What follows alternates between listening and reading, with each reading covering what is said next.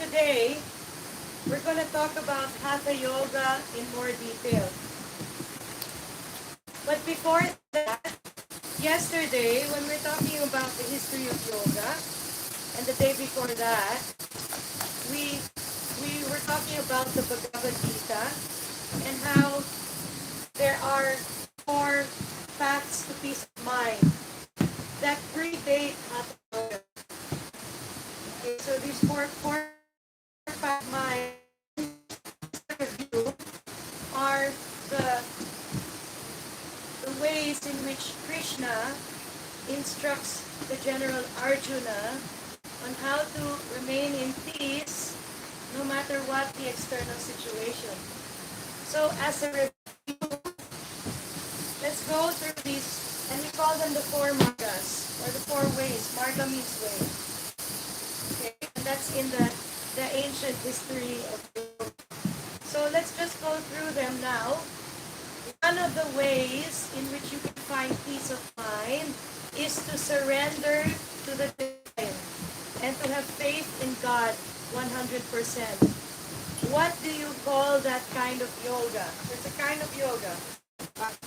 Bhakti yoga. Okay, so that's one of the margas. Bhakti yoga. How do we practice Bhakti yoga? Anyone have any ideas? Rituals. Some kind of worship ritual. What else? Chanting. Chanting the name of God. Chanting the name of God over and over as a way of worship. Prayer. Okay? And surrender. So, that's Bhakti Yoga. And there's a little bit of an element of Bhakti Yoga when we do any yoga practice. Because surrender and faith in the process, if you don't believe in anything, you might as well believe in the process that you're in. It's really important. Devotion is important. What does devotion mean? What does devotion mean?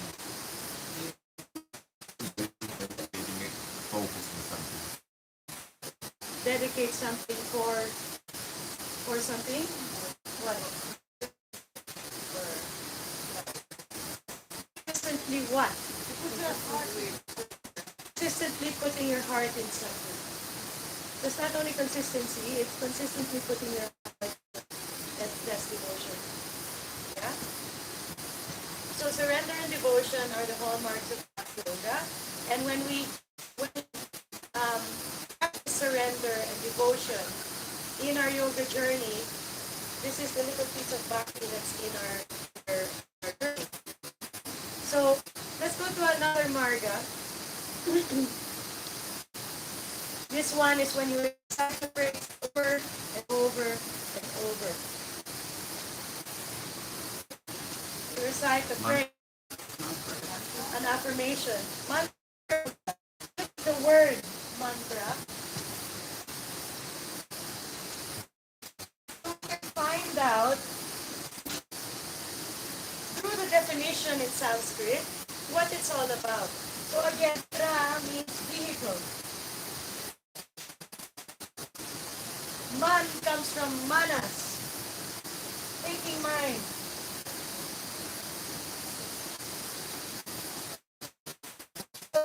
A vehicle of the thinking mind. So that gives you an idea of what mantra yoga does for you. It's a vehicle for the thinking mind. For the thinking mind to what? What happens if the mantra 108 times? You are not thinking anymore because your mind is focused on the mantra. It's a trap for attention. The mantra is a trap for attention. But not only does it trap on that phrase, but that phrase itself holds power. So not only have you trapped your attention on that phrase, but you've also pulled up your frequency through the recitation itself. So mantra, vehicle of the thinking mind, be still, and for your frequency to elevate. So that's mantra yoga.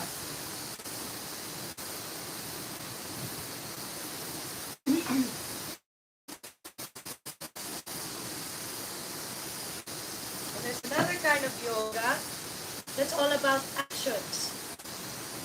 Actions for the sake of the action itself and not for the result. Karma yoga. What does karma mean?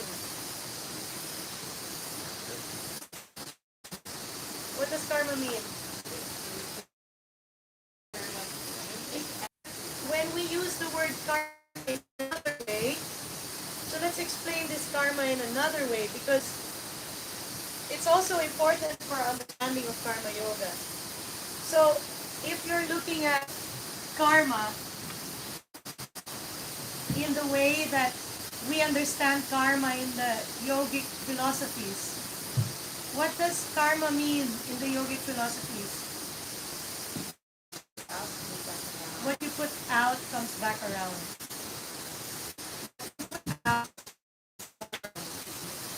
So the whole idea is that if you're a good person and you keep doing good to others, you'll always be taken care of. Why? Because others will always do good to you. And if you spend your time, maybe for example, cheating others, that's gonna come back around. So come back around, meaning the energy. Why does that happen? Because nature is the mirror of the soul. If nature is the mirror of the soul, what you project towards nature, nature will throw back at you. So if you're projecting love outward, you get love back. If you're projecting kindness outward, you get kindness back. And if you're projecting violence outward, you get violence back.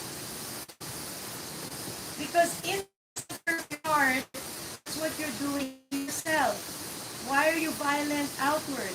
Because you're violent to yourself. Why are you loving outward? Because you're loving to yourself.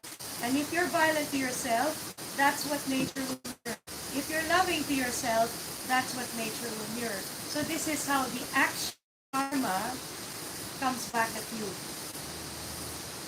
The whole idea of karma yoga, though, is not to do things because that involves expectation.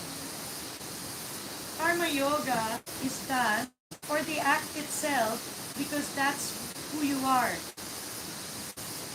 For the act itself because that's who you are. Not because of consequence, but because you're being yourself, whatever you are. Because that's what the world will reflect back at you. So if you know yourself in a very pure way, and you can act in a very pure way, then you will always get what you need at the point of need.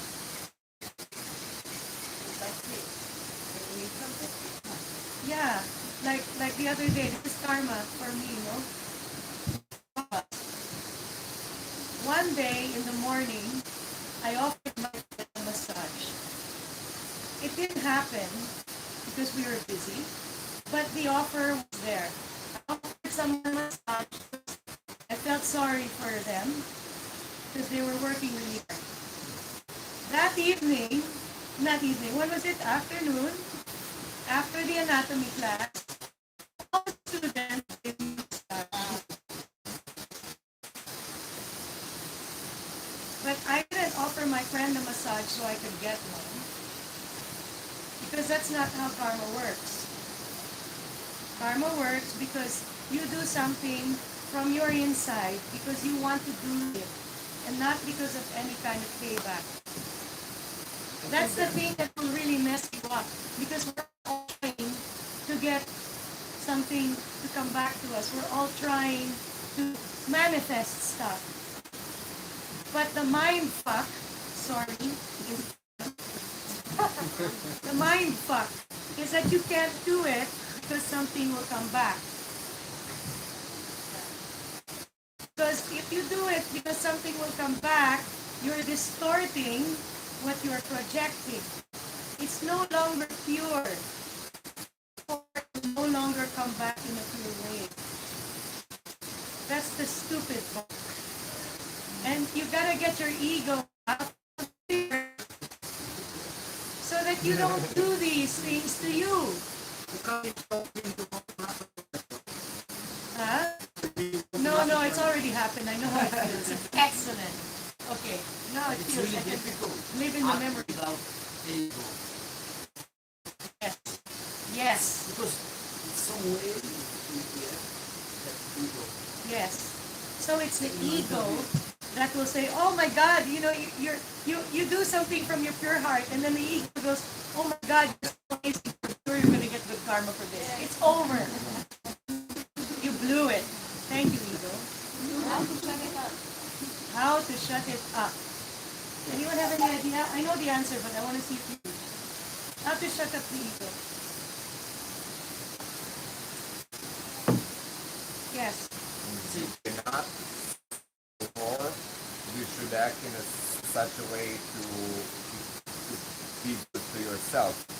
So you're actually acting that way, not towards the others, because you want good for yourself. Because even meditation is egocentric in a certain way. You're meditating to get enlightened yourself, not for the others. Okay, so that's part of it, that you need to work on yourself by using your heart on yourself. The key is your heart. There's one space in your body that can reduce the ego, it's the heart.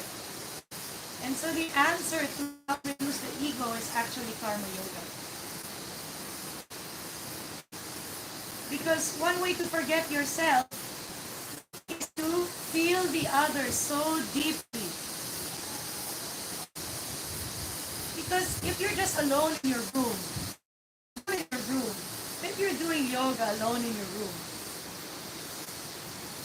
and your ego starts to play all these tricks on you, like, "Oh, you know, you sucked at that," or "Wow, that was great." They're both ego, by the way. Okay, and you're all in your drama. You're in your drama because the ego is playing mind games on you. And then one day your friend says, "Let's fly to some country and build houses for people." So you fly to some godforsaken place in the middle of nowhere, and there's no toilet, and they don't really, you know, the most precious thing in their possession is a can of Coca-Cola. Right? That's like the most appealing thing they have. And so they serve it to you because you're special. And you're in a situation like that, and you're thinking, "Holy shit, I have such a good life. Holy shit, I had no idea." But they're happy. And I'm trying to help them so that at least they can smile more. What do you think that does to your ego? Because you're not hearing or there. The heart space is the body as this. This is the nature of the heart. Expansion. Connection. Is the nature of the heart. Therefore, if the mind dives into the heart, the ego is dissolved. Which is kind of scary. But at the end of the process, your action and nature will reflect them back at you. Answer is karma yoga. Eventually you'll figure it out. It's like a loop, right? Anyway. So that's karma yoga. Yeah. Karma yoga is like, you know, something you have to practice like with yourself.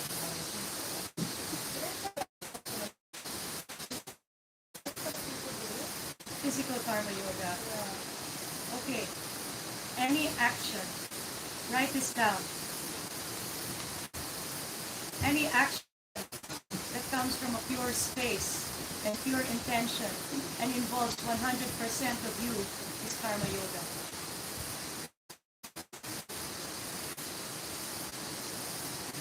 Someone repeat it.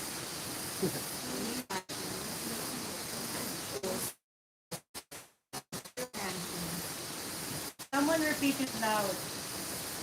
Use your teacher voices, your future teacher voices.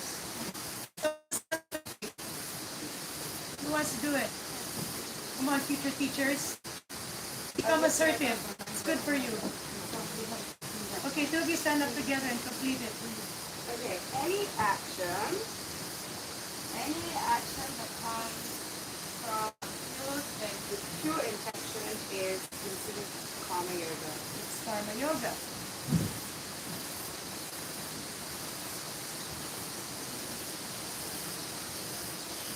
So any action that you do with 100% of you, and you're being 100% of who you are, who you really are. Not what your ego has gathered and put on top of who you are. It's like you take a light bulb and you put a teddy bear sticker on it.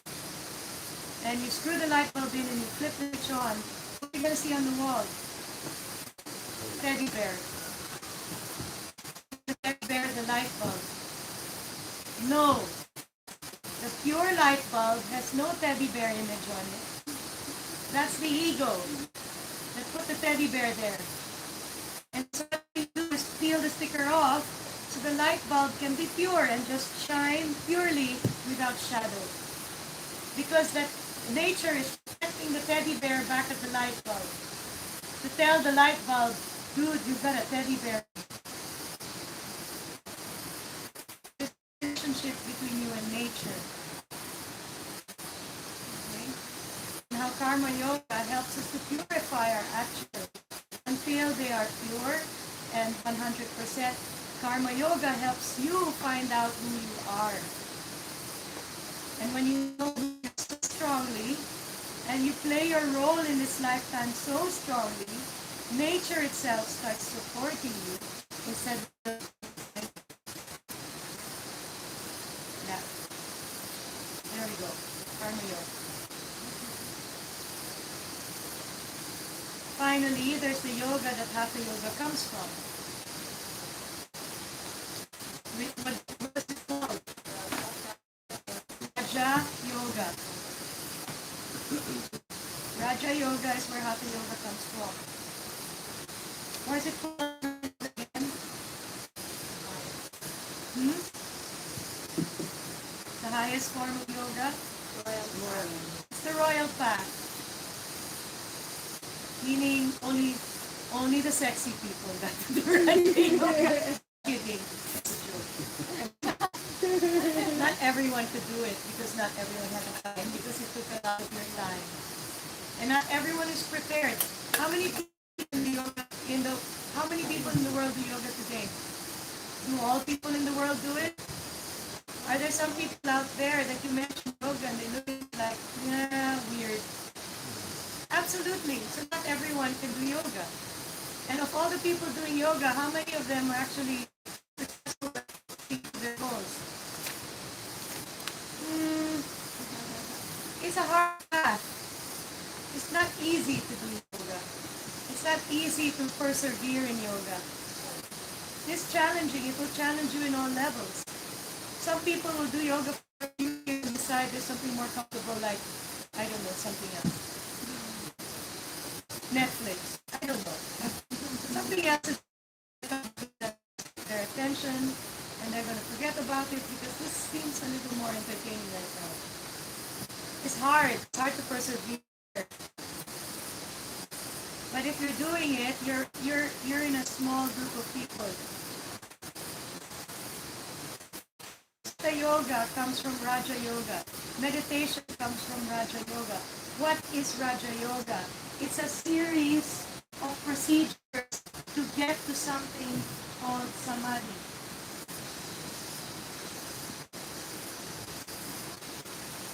Can someone explain to me what samadhi is?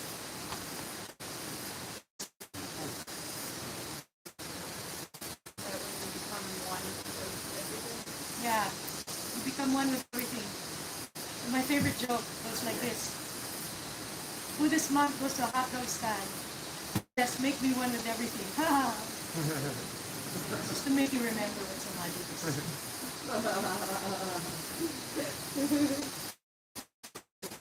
So samadhi is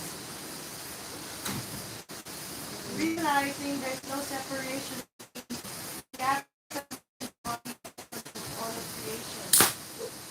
If you're able to expand your consciousness to include the atoms around you to an ever-expanding degree, and so the ego is switched off, or at least so reduced that you don't even know who you are, and you don't even know what time. You don't remember when you breathed last. Is samadhi. Right? And all these four margas, they're kind of interrelated. Whether you do mantra or karma, they're kind of interrelated. They'll help each other out. I thought initially that mantra yoga is part of bhakti yoga. No. It's its own. Let me give you an example of difference between mantra and a bhakti chant. I will give you now. This is a bhakti chant. Sitaram, Sitaram, Sitaram, Sitaram. Bhakti chant. So kirtan. Kirtan is bhakti. Yeah, kirtan is bhakti. Mantra.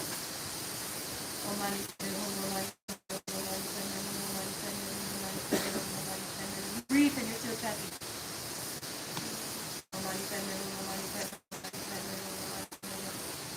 Can you feel the difference? Yeah. Tell me what it is. So like the kirtan is singing, it's singing from the heart, whereas like the mantra Where is the end? found it. Don't have it. How about the mantra?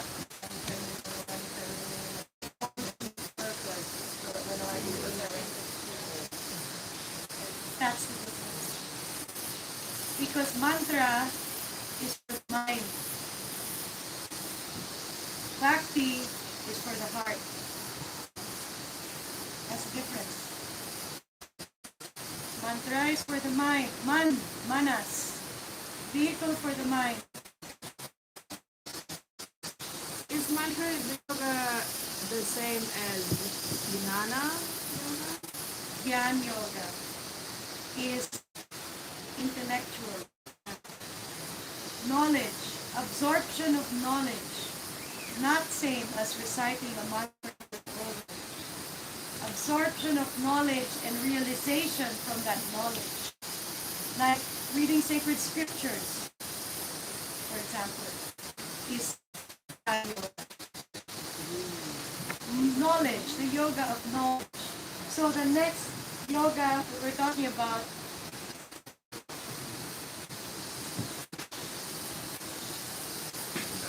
knowledge.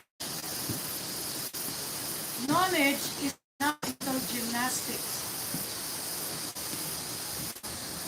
Knowledge is memorizing something. Knowledge is absorbing.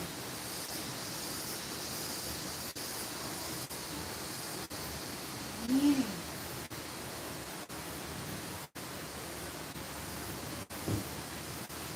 Knowledge is absorbing meaning. It's not mental gymnastics. So when you do this kind of yoga, yeah, I don't know why it's spelled that way. You know, they try to Sanskritize using English phonetics and they just mess up. Dhyan yoga. Dhyan. Dhyan. Dhyan. Yeah. With a J silent. Dhyan. Dhyan. Just pronounce it this way. Dhyan.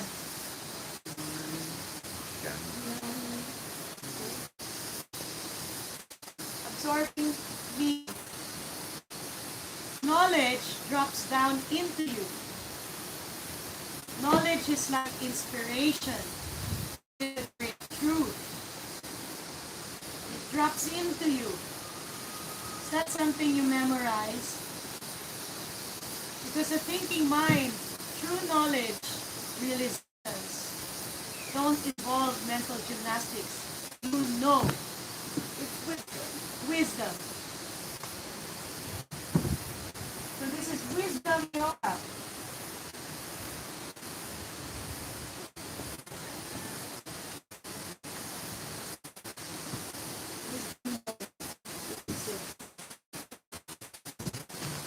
And part of this kind of yoga would be absorbing wisdom from others, from gurus, from sacred scripture, works of art and literature, or nature itself.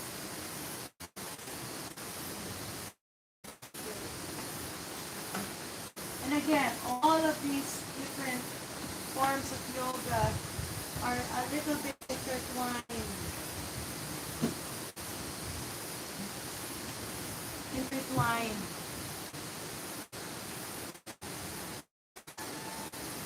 So you can't really say, I only do bhakti, or I only do mantra, or I only do dhyan.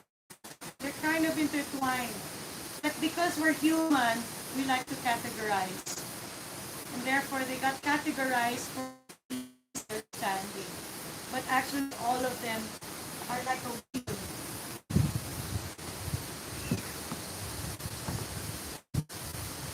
We call it the wheel of yoga.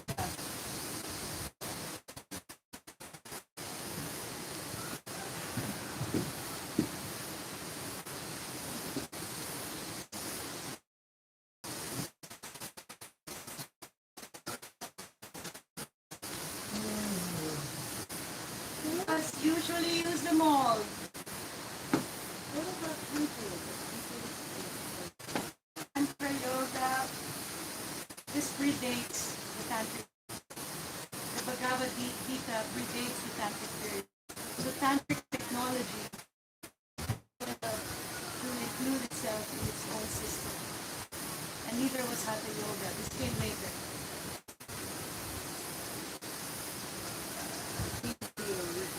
These are the original. There's another one called Samyasa, which means giving stuff up. Giving up.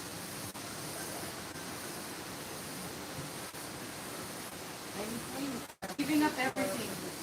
Giving up everything. Traditionally, there's a kind of person in India called the sadhu. The sadhu is a person that gives up who they are, gives up their name, gives up their family, gives up their job. Like this is what decided the calling was too strong, so he quit his job, sold all his stuff, said goodbye to his family, the mountains, doing yoga in some cave. Okay, so you everything. Called sannyasa. It's not that popular yet. For obvious reasons. It's not that popular. They don't even see their family anymore. They're no longer alive. Needed, but they Exactly. technology is grounded to the world, so that's why they're They're, yeah, you know, my still need them to really learn lives in an apartment in Bangalore. But the kind of yoga that I do is called householder yoga. In the past, this was a trending thing in sadhu and to just drop everything and go. Then they figured out through lifetimes and lifetimes of reincarnating as a monk. I have at least 7 lifetimes as a sadhu or a monk. I'm still here, so obviously something's missing. And there's like 5 look at us. I'm trying to be my guru. It's like, you're here again? He said, much time in caves and monasteries. Now you need to serve. Because there's no way without the other. There's no personal liberation. Because there's no person, really. It's illusion. So, what he says is, So now, there's collective liberation anyway. collective liberation, but it's not really collective liberation. You will not be complete unless you acknowledge that you need other people to complete you. You will not be complete unless you acknowledge that you need other people to complete you. Otherwise, you're going to keep coming back again until you get it. Take it from me. Been here a long, long time. How many times? I don't remember all. But I've been here a long, long time. So I remember very, very ancient times that people don't even remember anymore. How it was. And there are animals that don't exist anymore in those memories. So, anyway, the point is that unless you realize that the heart space needs to open and accept other people as part of your journey, there's no such thing as liberation. And I guess that's why it's a wheel. And you can't just do this, or you can't just do this. You need to do all of it. Nowadays, not anymore the time to be alone. Because the world, now, in the next 50 years, the world will need you. So get out there and start helping people. Because you will not be happy unless you do. That's the message for you all. You come to me. You will not be happy unless you do.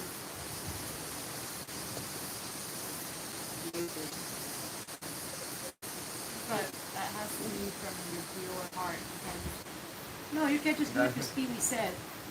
It's not going to fly with life.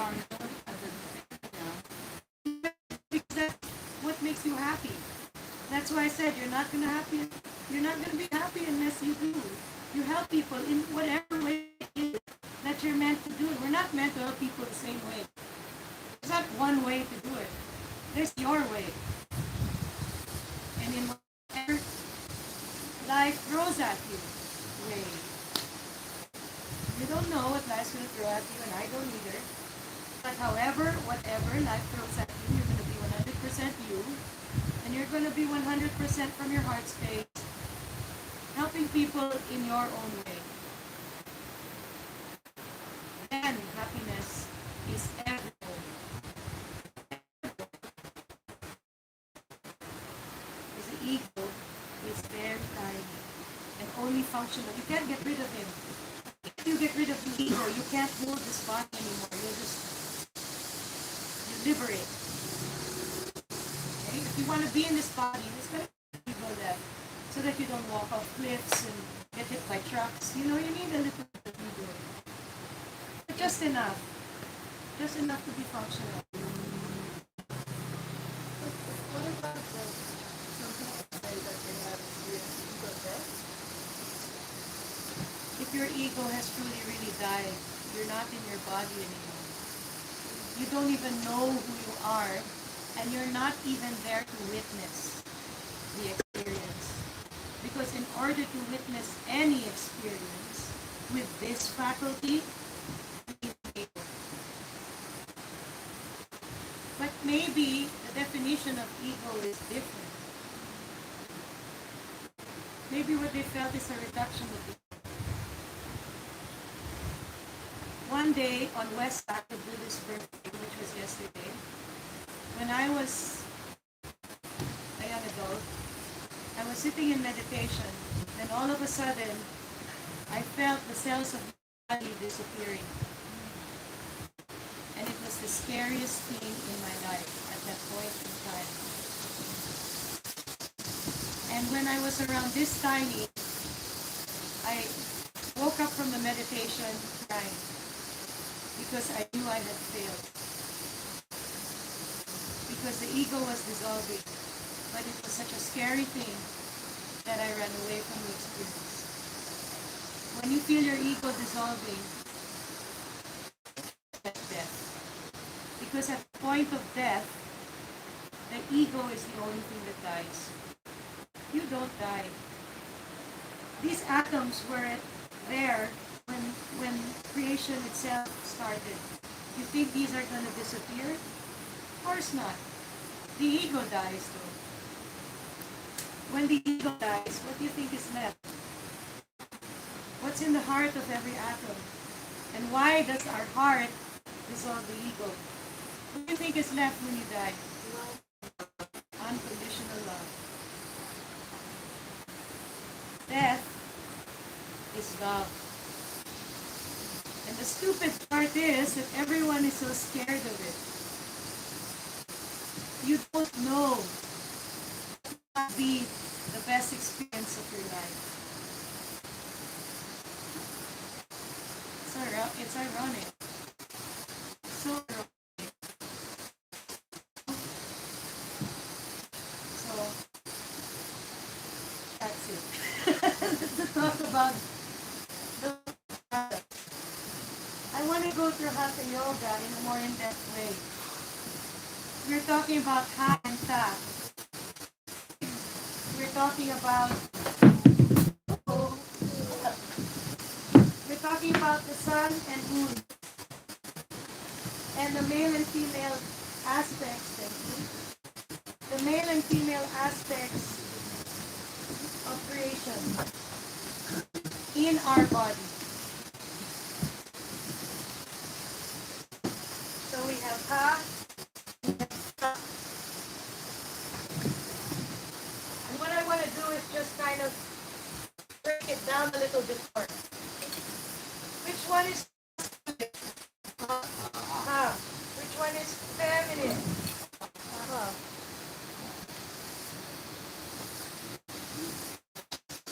Which part of our brain is the masculine part of our brain?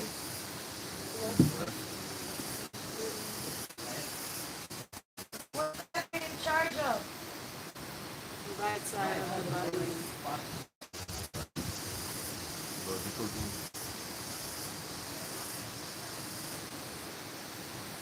Okay, left brain, right body. Left brain is in charge of logic, language, one-pointed focus, right? Order, rules. So left brain. Now we have right brain, in charge of the body, creativity, 360-degree awareness, emotion.